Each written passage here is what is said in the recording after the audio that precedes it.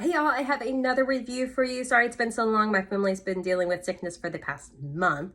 But anyway, so I'm here to review Andromache by L.E. Richmond. This is another Quill and Flame book. This time we are talking dystopian romance. Now, this book is set in a post-nuclear U.S. where the Midwest doesn't exist at all. The East is comprised of basically a single city.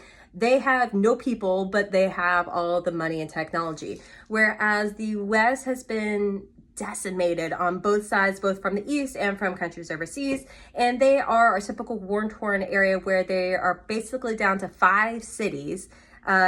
Buildings are falling apart. There's no food. There's no money.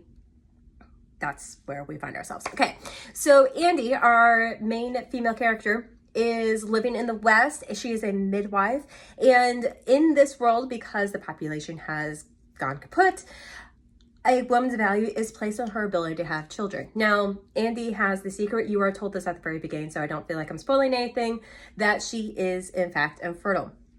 Now, this is such a big deal because they have placed so much emphasis on this that if you are deemed as infertile, you are loaded onto a boat and sent to paradise. This is also true for those who have aged out and are no longer able to have children. Paradise, spoiler, not paradise, okay? Andy is fighting for people to find value in other ways, trying to battle within herself of what her value is because she knows this about herself.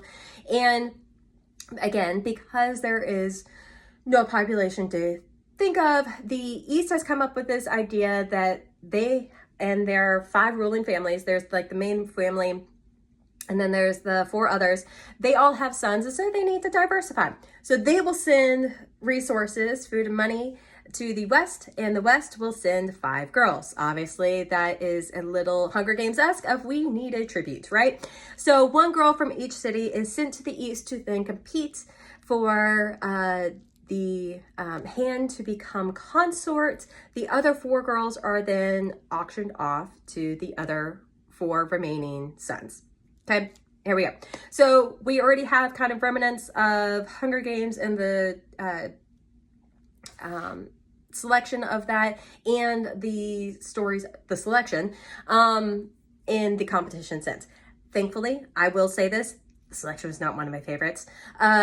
It does not get to that catty. It is not that backstabby. It's not that emotionally angst. It's just the girls are competing for the hand to become consort, okay? Within that, there is a tiny bit of cattiness, but it's not to an annoyance level. So anyone who's worried about that. Now, within this, there is, of course, a whole lot more depth that I loved. They get to the city. Andy realizes there's a whole lot more going on than she realized, and she's kind of discovering this and not knowing who to trust. There's the political intrigue, and I really loved the emotional maturity of the characters, of our main characters. They were not shallow. They had dimension. There was more to them than met the eye. All of those things that a fully fleshed out character loved. Absolutely loved that.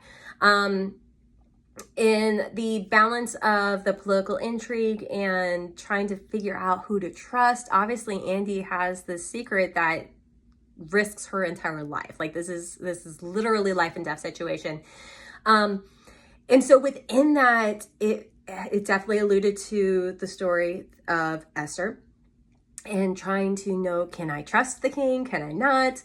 And will he just sell me out? You know, like these are people that he knows, not, you know, I'm an outsider coming in, all of those kind of dynamics.